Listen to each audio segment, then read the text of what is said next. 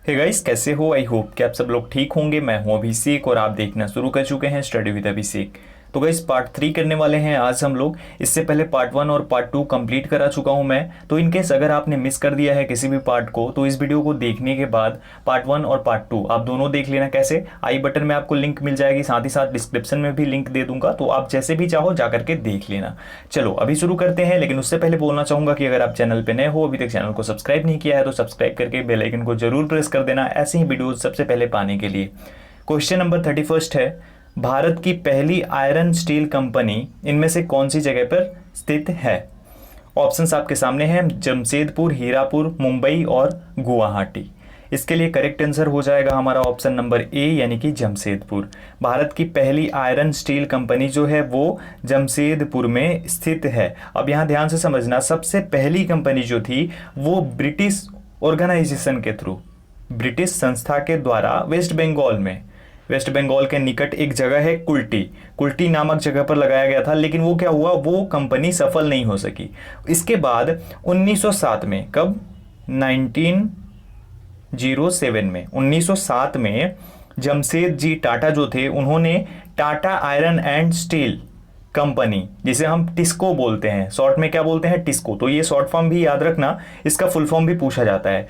क्या होता है? Tata iron and steel company, ये होता है। तो इसे शुरू किया कब? 1907 में, याद रखना। और किसके द्वारा हुआ? जमशेद जी टाटा के द्वारा। झारखंड के जमशेदपुर में ये स्थित है। Okay, next question.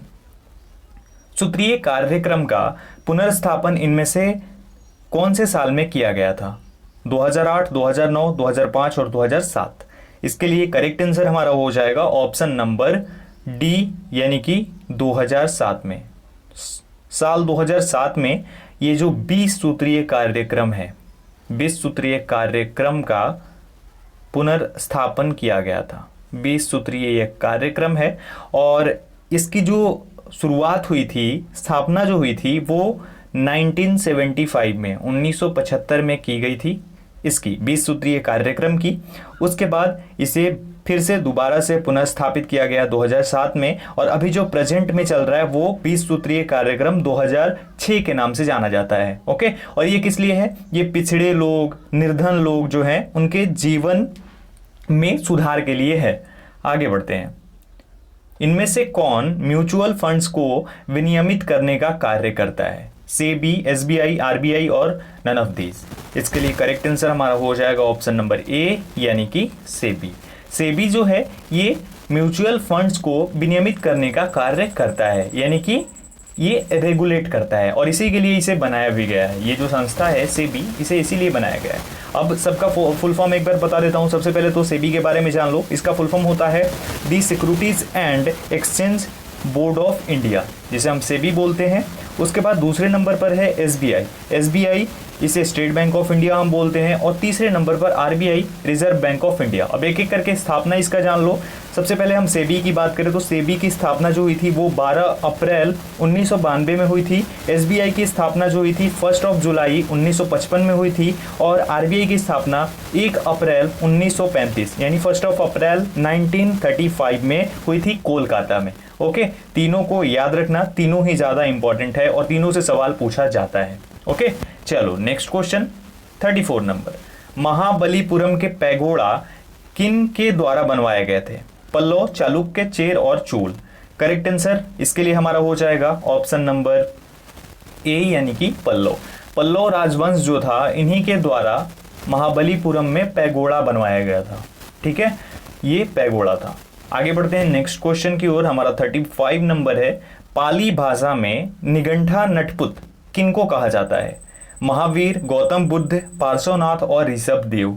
इसके लिए हमारा करेक्ट जवाब हो जाएगा ऑप्शन नंबर ए, यानी कि महावीर। जो भगवान महावीर थे, इन्हीं को पाली भाषा में निगंठा नटपुत कहा जाता है। इसका मतलब होता है महावीर।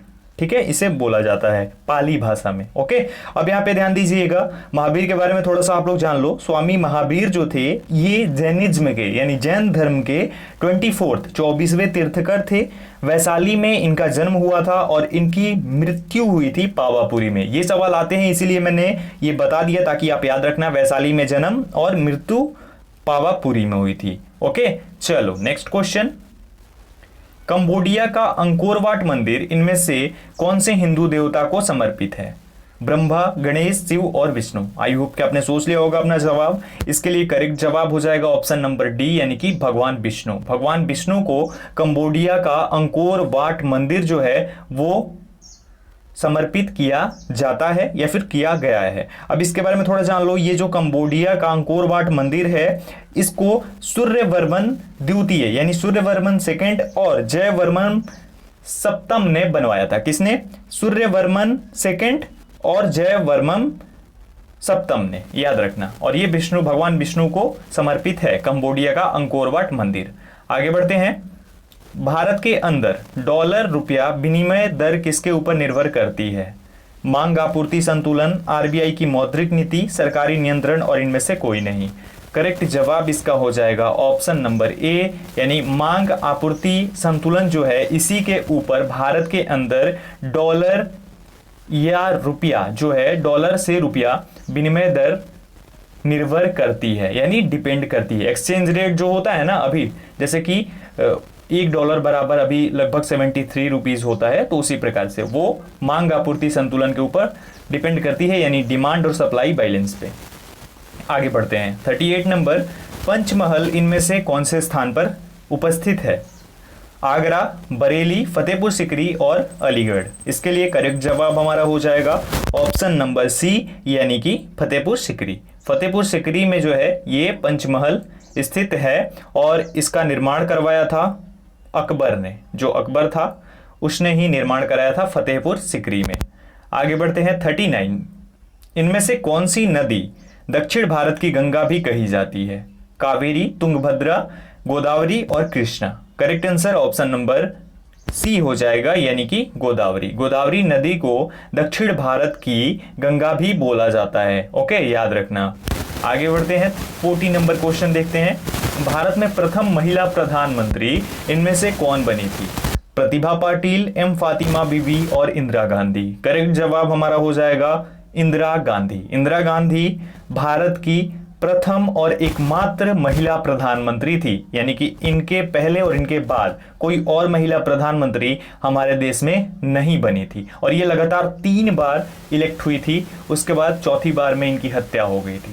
ओके, अब हम बात कर लेते हैं एक एक करके। सबसे पहले प्रतिभा पाटिल के बारे में। तो प्रतिभा पाटिल जो है ये भारत की एकमात्र और ये बोले कि पहली और एकमात्र अभी तक जो है राष्ट्रपति यानी महिला राष्ट्रपति हैं।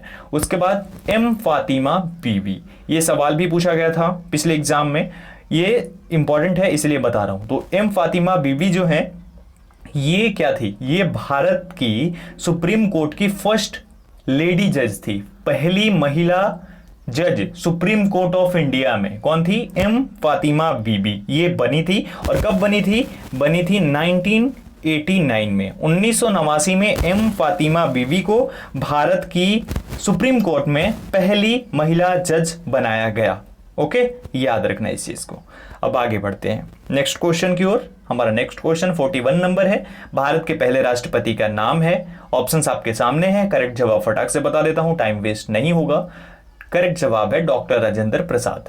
ये भारत के फर्स्ट राष्ट्रपति थे, पहले प्रेसिडेंट थे।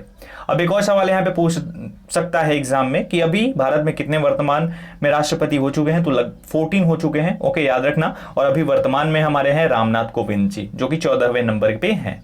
अगला सवाल, हर्षवर्धन के राज्य का समयकाल कब से लेकर कब तक था?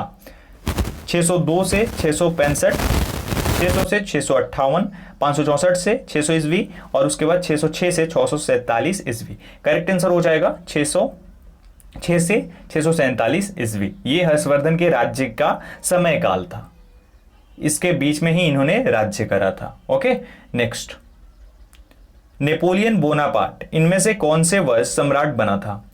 1804, 1799, 1815 और 1802। इसके लिए करेक्ट जवाब हमारा हो जाएगा ऑप्शन नंबर ए, यानी कि 1804। नेपोलियन बोनापार्ट जो है वो 1804 में सम्राट बना था। Napoleon Bonaparte became the emperor in 1804। Next है हमारा, कौन से मुगल सम्राट के शासनकाल को स्वर्णिम युग कहा जाता है? अकबर, शाहजहां, औरंगजेब और जहांगीर। करेक्ट जवाब इसके लिए हो जाएगा हमारा ऑप्शन नंबर बी, यानी कि शाहजहां। शाहजहां के शासनकाल को स्वर्णिम युग के नाम से जाना जाता है, बोला जाता है। एक सवाल आपसे पूछ रहा हूं, शाहजहां किसका पुत्र था? कमेंट सेक्शन में कमेंट करके जवाब दीजिएगा। नेक्स्ट है 45 नंबर। 45 नंबर क्या है भाई? सबसे पहले गायत्री मंत्र का उल्लेख इनमें से कहां पर मिलता है? ऋग्वेद में, पुराणों में, उपनिषद में और अथर्ववेद में। इसके लिए करेक्ट जवाब हमारा हो जाएगा ऑप्शन नंबर ए, यानी कि ऋग्वेद में। ऋग्वेदा में सबसे पहले जो है ये गायत्री मंत्र का उल्लेख मिलता है। कहां पे? ऋग्वेद में, याद रखिएगा। अब ऋग्वेद के बारे में एक और चीज जान लो, ऋग्वेद जो है ये सबसे पुराना वेद है। हमारे 4 वेद जो हैं उनमें सबसे पुराना ऋग्वेद है। ठीक है, तो आज के हमारे 15 क्वेश्चंस थे, लेकिन यहां पे ये नहीं बोल सकते आप कि सिर्फ 15 ही क्वेश्चंस थे। इसमें लगभग मैंने 30 क्वेश्चंस कंप्लीट करवाए हैं आपको। तो जो भी लोग बोल रहे हैं कि 15 क्यों ले रहे हो, इसीलिए ले रहा हूं कि ज्यादा से ज्यादा क्वेश्चन उसी में करवा सकूं। अगर मैं 30 क्वेश्चन लिख के लाऊंगा तो वो 25 मिनट की वीडियो हो जाएगी और उसको देखने में भी आप बोरियत महसूस करेंगे। ठीक है, इसीलिए ऐसे कर रहा हूं। चलो अभी के लिए इतना ही। वीडियो अच्छी लगी तो लाइक कर देना, शेयर करना अपने दोस्तों के साथ, और चैनल पे नए हो तो चैनल को सब्सक्राइब कर देना। Thank you so much guys.